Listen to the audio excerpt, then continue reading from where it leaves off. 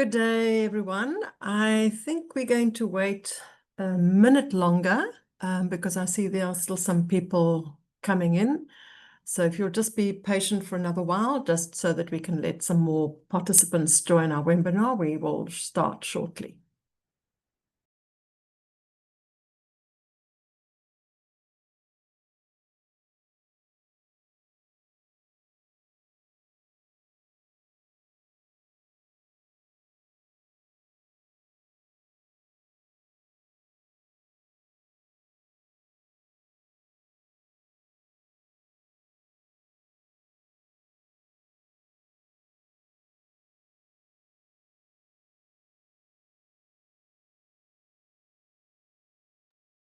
Great, it's on the hour.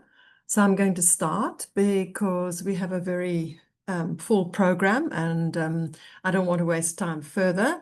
So firstly, good day to you, wherever you are in the world. A very warm welcome to our webinar about the Cities with Nature and Regions with Nature, looking at the global stocktake. And I wanted to say thank you so much for being part of this very important conversation.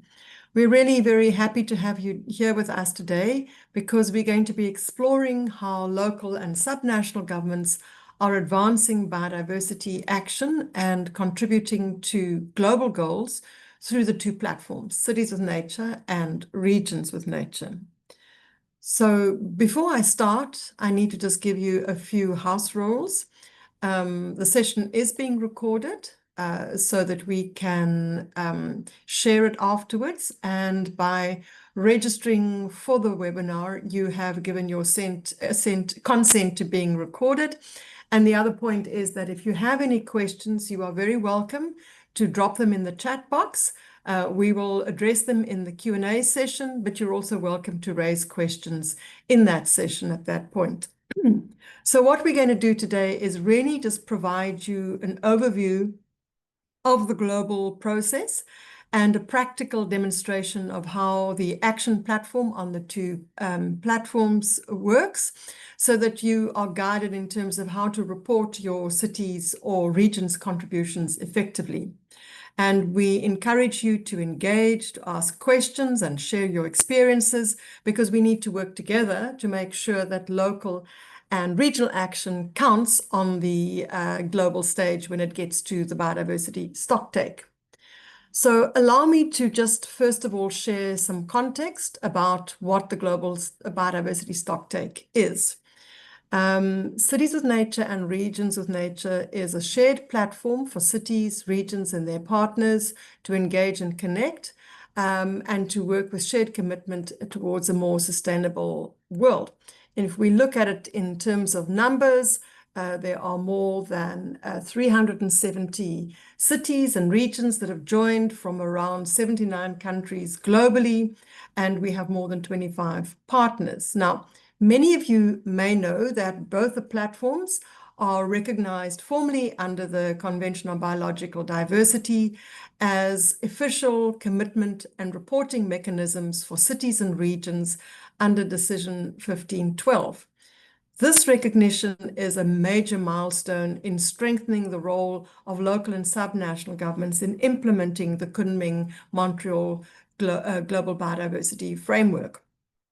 And some of you also may know that next year at COP17, which is taking place in Armenia, in Yerevan, it will feature and focus on the first ever Global Biodiversity Stocktake, which will provide a critical opportunity for nations and observers to assess global progress towards the framework's goals and targets. As part of this whole process, ICLEI-CBC is working closely with the CBD Secretariat's clearinghouse mechanism team to ensure that we have a seamless process whereby the data and commitments that are shared and captured on Cities with Nature and Regions with Nature are integrated into the CBD's clearinghouse mechanism, and to ensure, therefore, that the valuable actions of cities and regions are visible and counted in the national and global outcomes. Cities and regions play a really critical role in accelerating biodiversity goals and by managing ecosystems and land use and also the biodiversity actions appear at the local level. The policies of cities and regions directly influence the implementation of many of the global biodiversity targets. And the detailed local data can fill important gaps at the national reporting level, enhancing accuracy and accountability. By aligning local actions and subnational actions with global agendas like the SDGs, it fosters policy coherence and avoids a siloed approach. And there's a lot of talk in the global space at the moment about joint biodiversity and climate action, and also pollution action. So regular reporting brings recognition, access to funding, technical support, etc., and enables collaboration and knowledge sharing through international networks. Importantly, it empowers local actors, strengthens their mandates, and gives them the leverage to shape national biodiversity strategies. According to the CBD Secretariat, cities and regions are the only non-state actor group which has successfully developed a platform, in this case, the Cities with Nature and Regions with Nature Action platform, that will ensure that their commitments are fed into the CBD clearinghouse. And it's really important to understand that this is the only way for observers, non-state actors like subnational and local governments to report into the global stocktake that will be reported on next year at COP17. And with this, I want to hand over to Jade Sullivan. She's from our ICLEI CBC team, and she leads Cities with Nature and Regions with Nature, and she's going to tell you more about the process and do a demonstration. So Jade, over to you. Thank you, Ingrid. So I would just firstly like to delve more into the Global Biodiversity Stocktake and the technicalities behind it. So this global review process under the convention of the CBD will be a key mechanism for tracking, assessing, and enhancing the implementation of the Kunming-Montreal Global Biodiversity Framework. And it really, can I just go back? Sorry. And it really allows, and the process was designed to assess collective progress towards the GBF, inform national actions and policies through insights, gaps identified, and strengthen accountability and transparency. It is also there to support adaptive implementation and ensure contributions from all levels of government are seen. I always say for us, this is very exciting because we are very curious to see how we as organizations like ICLEI and Regions for are better able to support cities and subnational governments. So yeah, as Ingrid mentioned, the first global stocktake will be presented at COP17 in Yerevan next year. And through Cities with Nature and Regions with Nature, subnational governments can showcase commitments to biodiversity, track progress on nature-based actions, and connect with a global network of peers.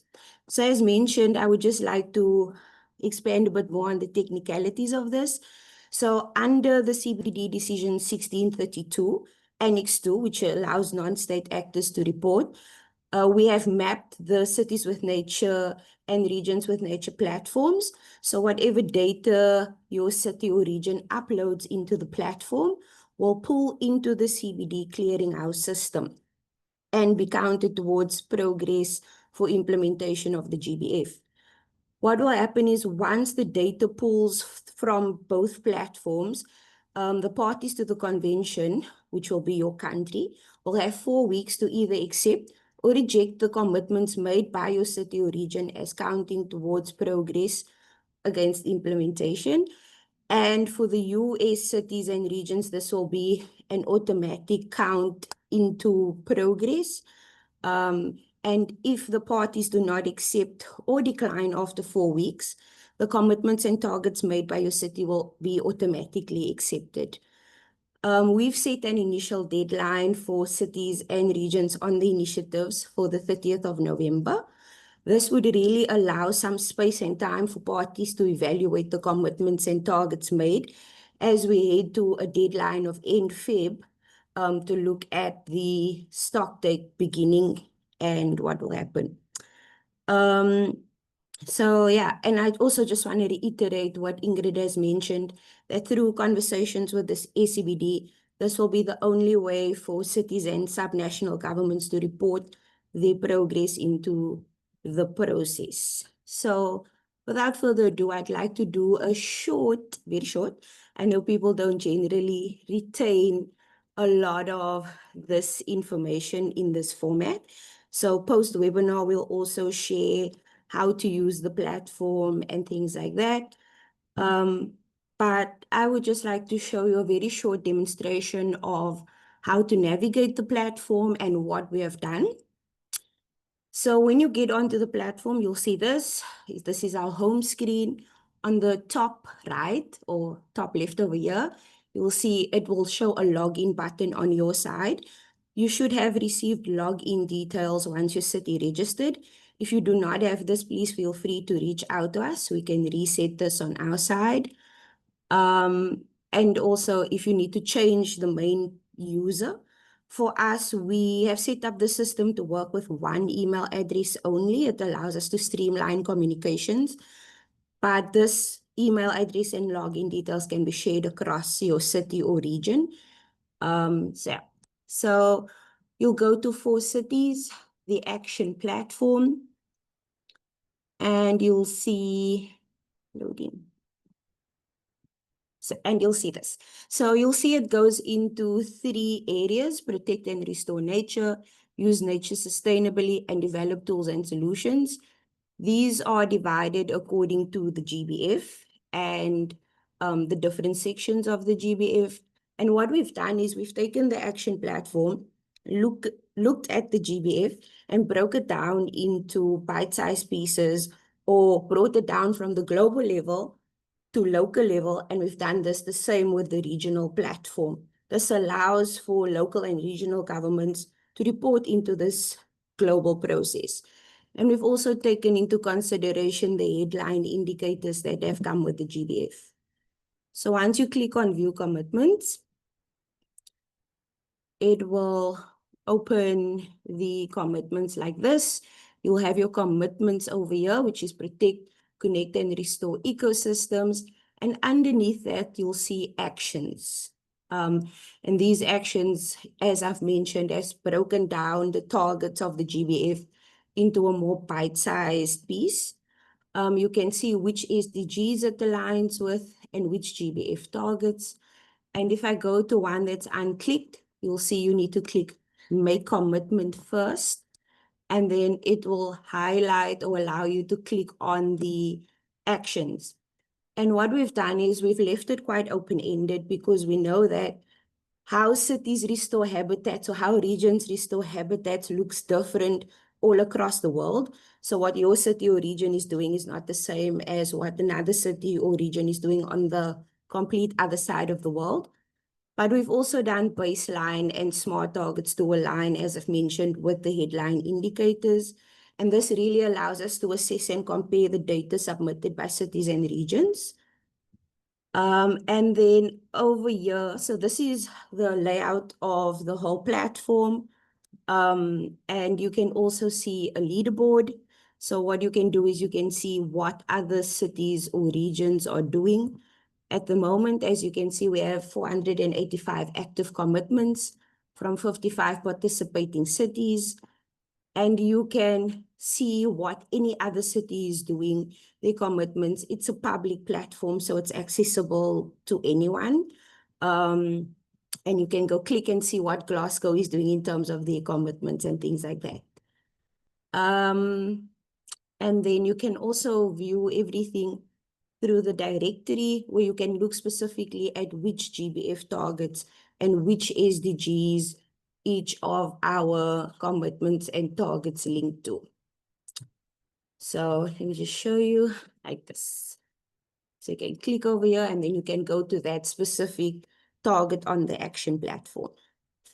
So what we've done is we've done this very similar on the Regions with Nature platform. We've tried to duplicate the design, in fact, so that it allows for ease, so that we know that this looks the same as it does on Cities with Nature as it does on Regions with Nature. Regions with Nature is obviously quite newer to us, as we've worked with multiple regions to ensure that it aligns exactly to their needs, and what regions are looking at, because we know that that's not the same as what cities are reporting to at the moment. So yeah, with that, as I've mentioned, quite straightforward. We truly encourage cities and regions to reach out to us in case they do need any additional support. But post this webinar, we will send how-to guides for both platforms, or whichever one is relevant to you. And then we'll also share an outline of the platform, which really allows you to look at it in document format first. Because one thing we've learned about Cities with Nature and Regions with Nature is that it's a whole of government approach. We sort of look at having to work across departments because information and data does not sit in one space when we're working in municipalities or regions. So yeah, and then we of course remain available to support in this process. We are looking at sending the data starting the 30th of November, and all the current data on Cities with Nature and Regions with Nature will feed into the clearinghouse system. We encourage you to visit your city's profile or your region's profile, make sure all the data is correct, make sure the data is what you wanted to share. And yeah, if you do need any support, we remain available. I'll share the email addresses in the chat, and then you can also reach out to us if you need us to reset any login details from our side. So yeah, that's me. Back over to you, Ingrid. Thank you. Thank you so much, Jade. And I see that there are several people introducing yourselves. That's really great. It's always nice to know who is there. But before we head over to the question segment, I'm going to hand over now to Ana Diaz from Regions 4. She's going to tell us more about how regions can report their case studies through the Regions 4 case study database. Ana, it's over to you. Thanks. Thank you so much, Ingrid. Hello, everyone. I'm really happy to be here and to share with you a quick overview of how regions can contribute to the case study database and how these contributions will be used in the global biodiversity process. I was hoping to share my screen. You should be able to do that. Yeah, I'm able to do it now.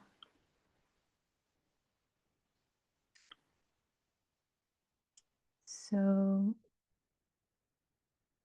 I think you can see my screen now, right? Yes, can you go into presentation mode? Perfect. Thank you. Yeah, it's good now? Yes. Okay.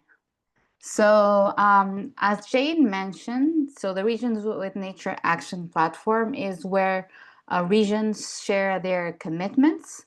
And on the other hand, the case study database complements what is done in the action platform. This case applies to the Regions with Nature.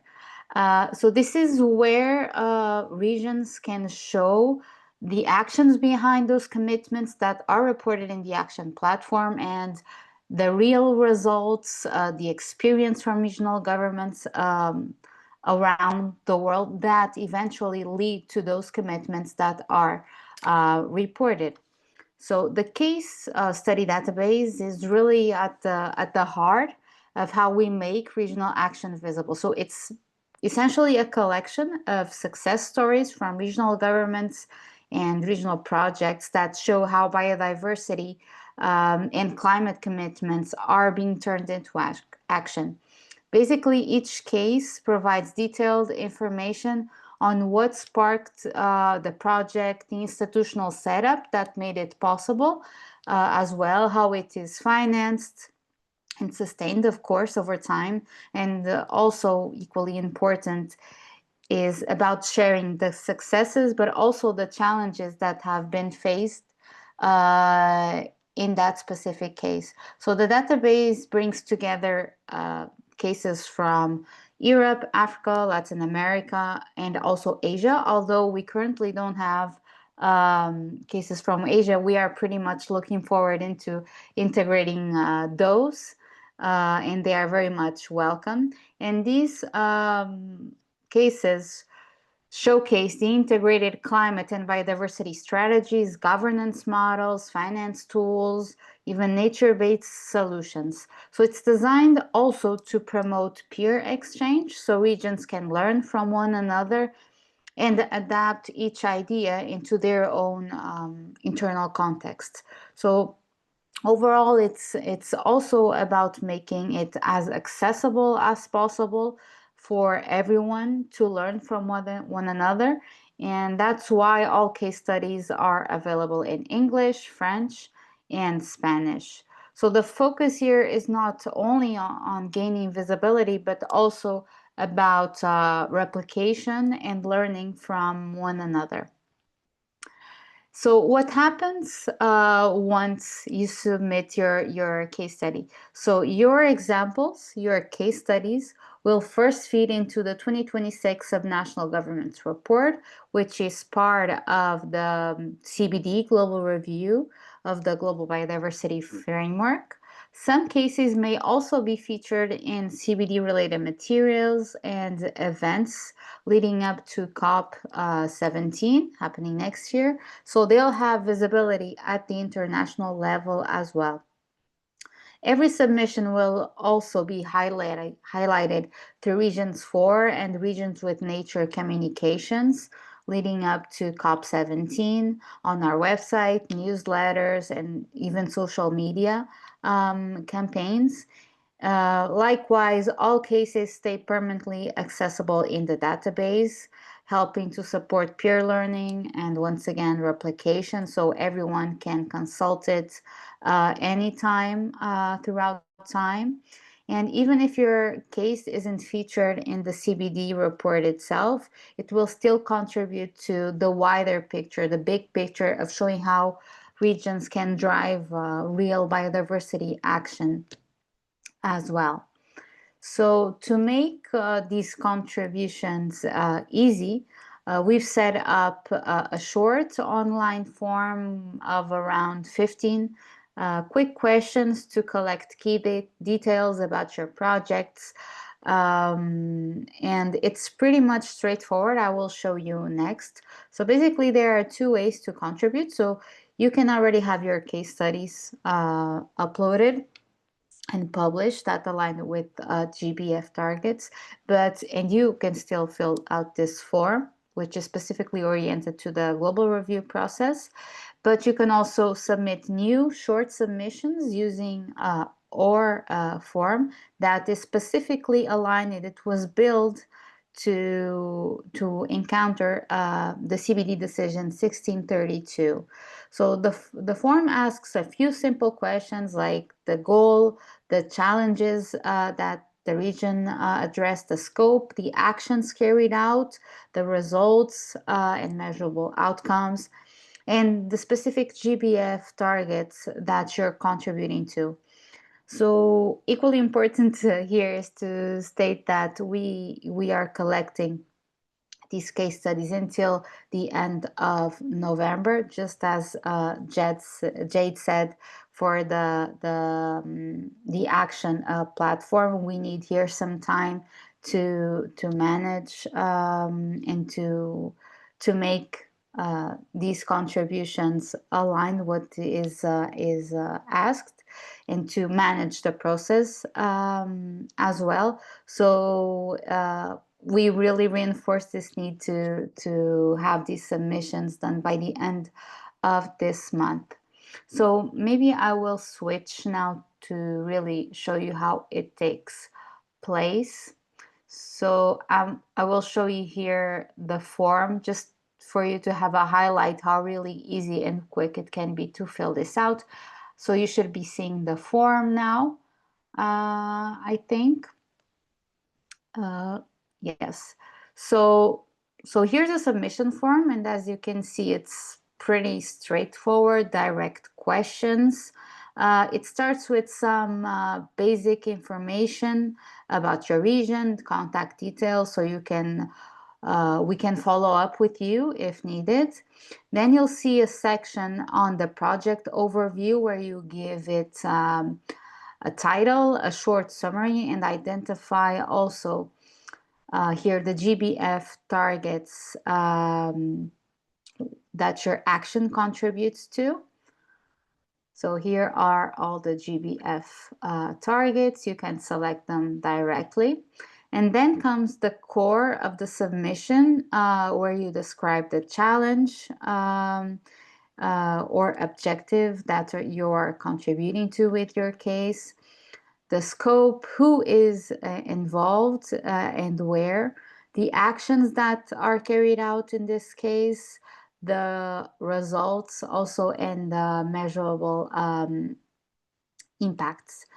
So there is also some space for you to note the institutional framework or partnership that made this possible, any lessons learned. You can finally, here in the end, also upload a photo or supporting materials if you have it, but that's completely optional. So overall, it takes around 15-20 minutes to complete the form, and we're happy to provide any feedback or assistance if you'd like help in refining your answers as well. So the goal is pretty simple. It's to make it accessible and easy for every region to share its best example, so that these stories can feed into the global review and inspire others along the way. So I hope that was helpful for you. So thank you really much, and I really encourage all of you to submit your strongest examples. Each contribution is really important, that it helps to amplify regional action and to make it visible at the global stage. Thank you very much. Thank you so much, Anna, for explaining how regions and subnational governments like states and provinces and prefectures can upload their specific case studies. And maybe just before we open for questions, I realize there's a huge amount of information that you and Jade have shared. And for me, and I'm pretty familiar with this, it's quite overwhelming. So maybe Jade, just to sort of kickstart the questions, is maybe just explain the linkages between the two platforms and the database that Anna's just presented, and how this relates to the global review report. Okay. So from our side, the Regions with Nature is a partnership initiative that we've done with Regions 4, and we've really tried to connect the two platforms. You will see once you go through the Regions with Nature platform, you are able to access the case study database from there as well. And we work quite closely together to connect the two. So for Regions with Nature, we're looking at more quantitative data, where the case study database is looking at more qualitative data and submitting that. So for the clearinghouse mechanism, we are sharing the data from Regions with Nature, but the case study database is looking at submitting it for the global review process and the reporting. And so just to answer the question, and I don't know if you want to come in if I had it correctly there as well, but just to answer the question in the chat, for the cities case studies, this is also something we have been actively exploring, because this has been coming up for us quite a lot. So in the global review process, there will also be qualitative reports released, and we are working on how we can look at that from a cities perspective. And as time goes on and we develop it a bit more, we'll probably also share how you can submit this to Cities with Nature as well. And we'll try and do something similar as to what Regions 4 and the case study database is. It's just that we need to see how we can use this data. As the global review process is looking at a lot of data at the moment, it's quite interesting for us to see and work towards that. So yeah, and I don't know if you wanted to add in, if I added correctly on the report for the quantitative and the qualitative data. So yeah.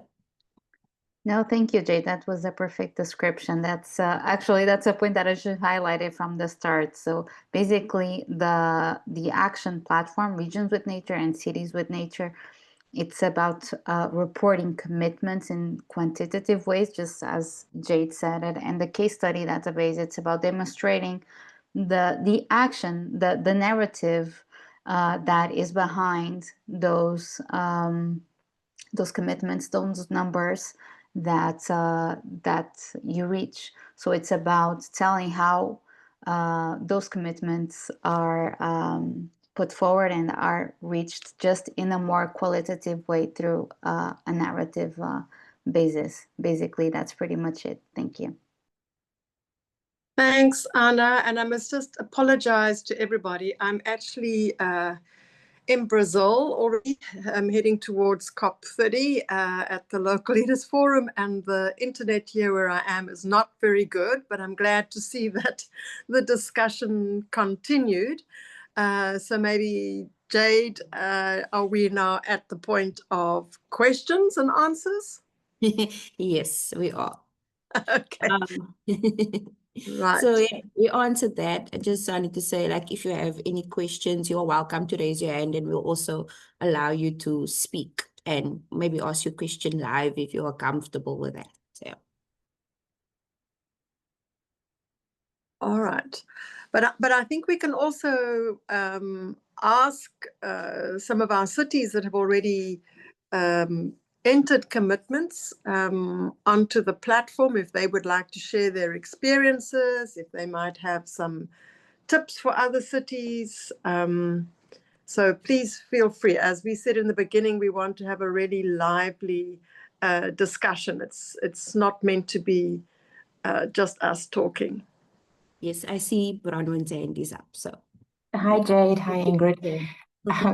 Just a quick question. One of the things that we have a concern with as a city is we don't want to have the scenario where we end up with double reporting.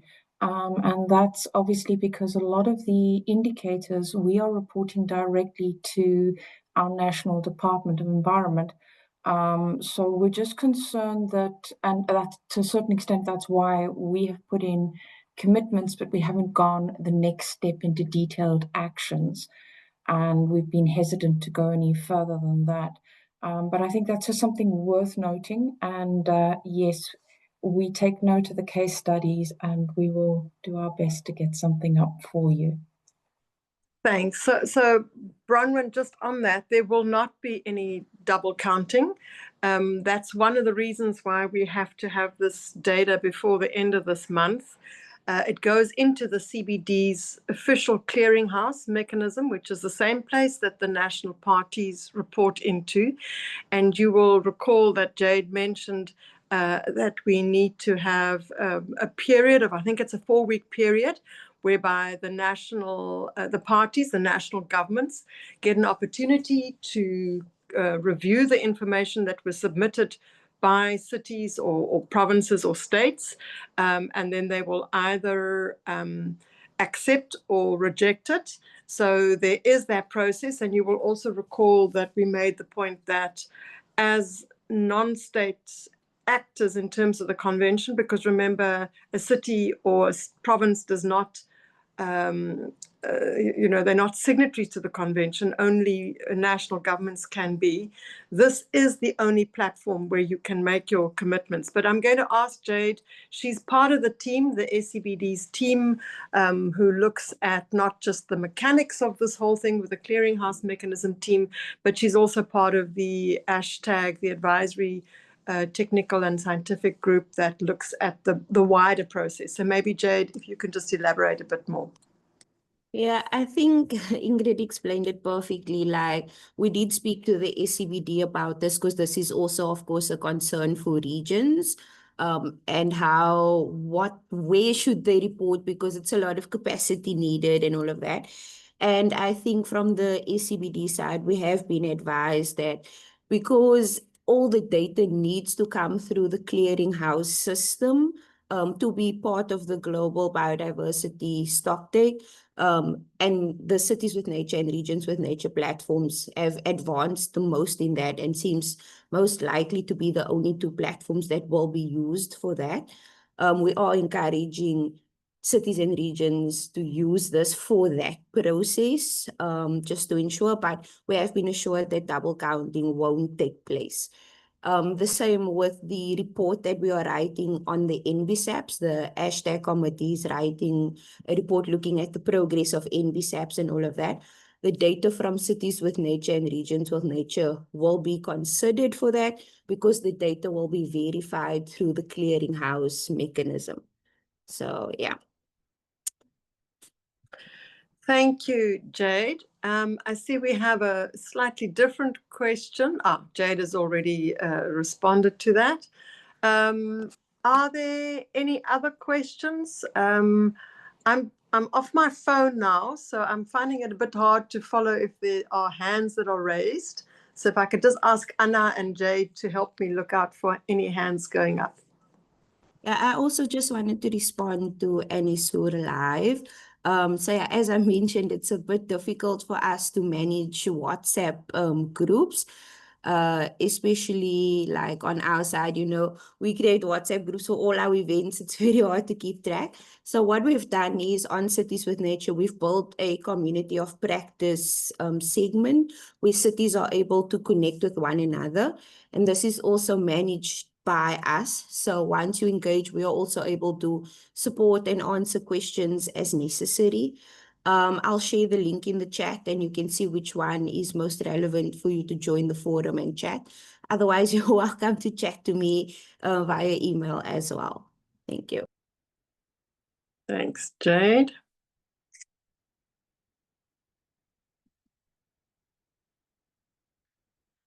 Doesn't seem we have any other questions. Maybe from any. Oh, is there? Go ahead. Yes, I see Minwoo has asked, he said, thank you for the informative session. Among the consulting process, we had the Korean algaes ask which year they will have to set for baselines in the action platform. Mostly they stated with the term currently. So would that mean they would start with the current state of year that they are starting to report? So yeah, to answer this, on the Cities with Nature platform, we are looking at the current year or the latest data at most that they have available. Whereas on the Regions with Nature Action platform, because the development started a bit later, we were able to edit it so that regions can state which year the baselines are set for.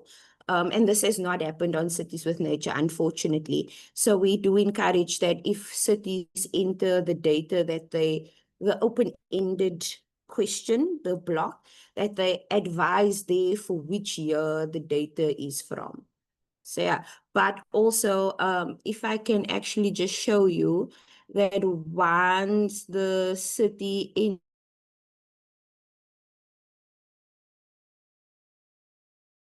information was uploaded, once you view the city's profile. So yeah, it's up to their discretion. This is obviously something we go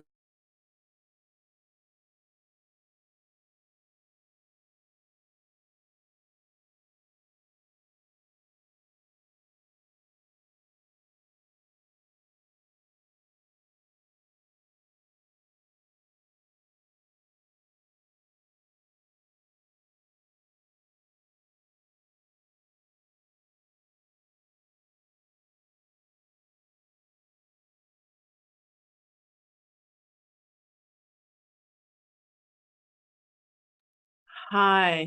I'm not sure if it's just me, but I think we also lost Jade. I thought it was my internet. Okay, so No, I think we lost you first, Ingrid, and then we lost Jade, but I think you're back now. I'm back. All right. So hopefully, yes, we did lose Jade. Minwoo, I hope you got a response. And hopefully we can get Jade back. Do we have any further questions? I don't see any further questions, Ingrid. Okay. At least Then- in Sorry Ah, to cut your word, Ingrid. There are other two questions. Okay. And Jade is Where- back. Yes, Jade is Yes, back. Jade is so, back. so if are the two questions in the chat box? Because I can't see my chat on the phone. I'm Yes, also let me just taking a look. So yeah, just wanted to finish. Sorry, I was kicked off Zoom, completely kicked me out. So yeah, for Manu, cities are welcome to add in the description when the data is from. And then Todd asked, confirming that if cities submit information, will it be included in the stocktake even if our national government isn't engaged? Yes, for US cities, because the US is not a convention of the party, this is something we queried quite recently. The data will automatically be accepted. There'll be no review by national government. So I hope that answers your question on your national government not being engaged. And then the level of data, quantitative commitment reporting isn't clear.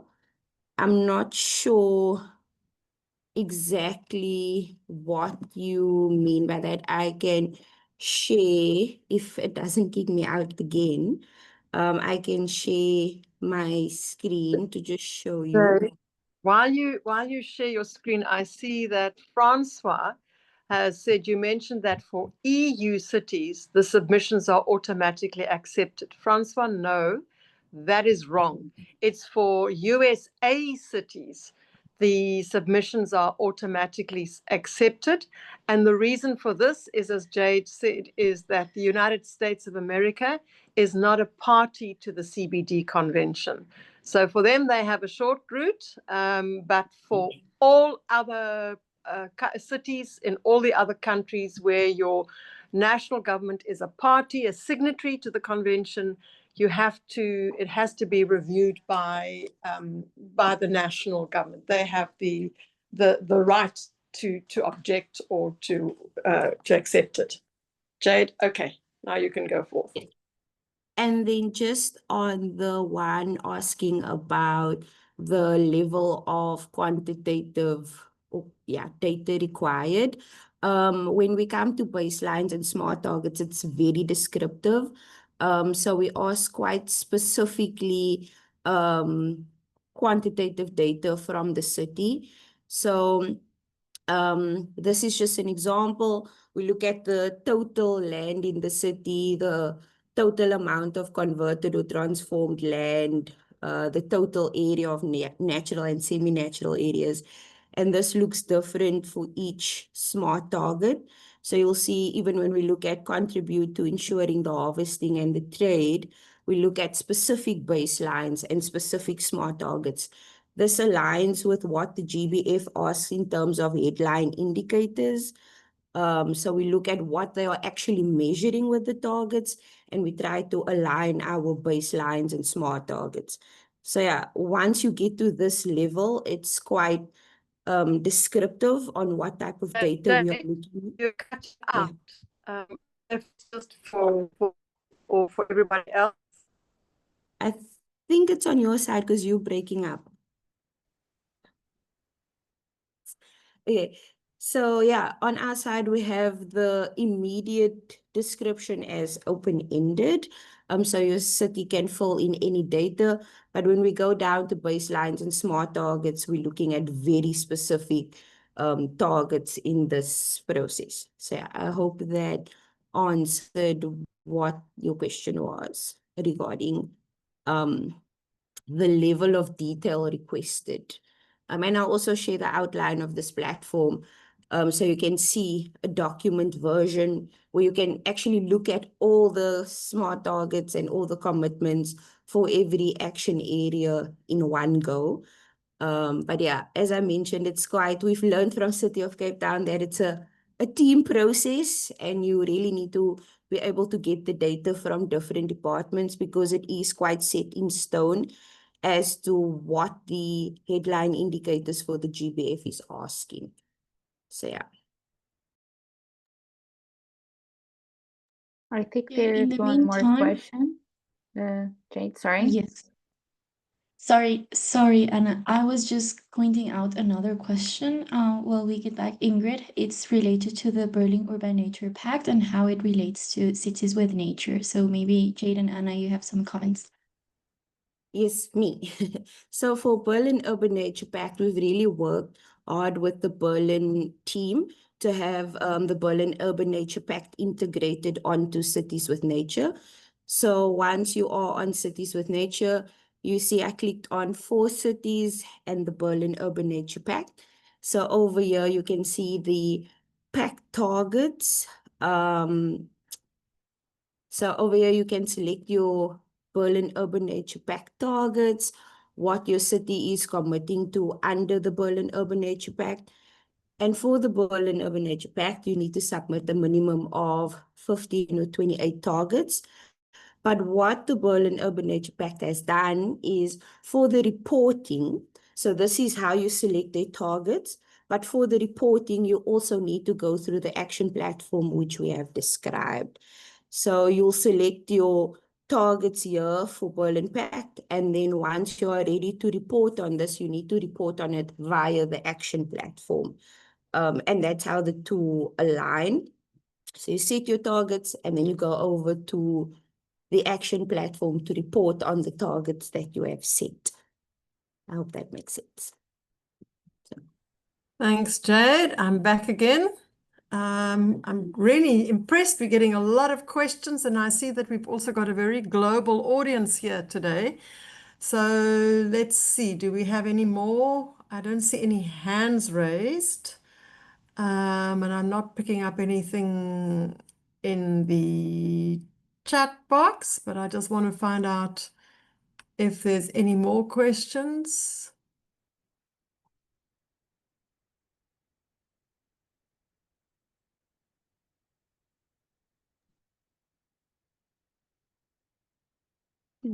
Doesn't look like there are any more questions from our side in the Q&A and in the chat.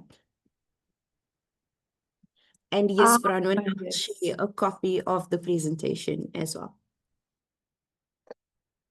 Okay, well, I think then let's wrap up. Jade and I just make sure that you do share your email addresses in the chat box. So I think really what I wanted to end off with, I think the important point is that as Jade said, we will certainly share the recording with the presentations in the to everybody that has registered.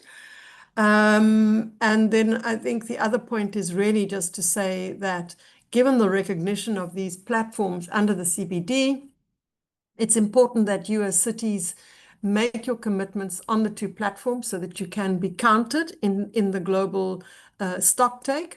Which is really quite historic in terms of the CBD for the first time really providing an opportunity to showcase what's happening at the local and subnational level of government, because we know that this is where the real change is being driven. And it's important that we have a complete picture of what's really happening insofar as meeting the global biodiversity framework targets is concerned.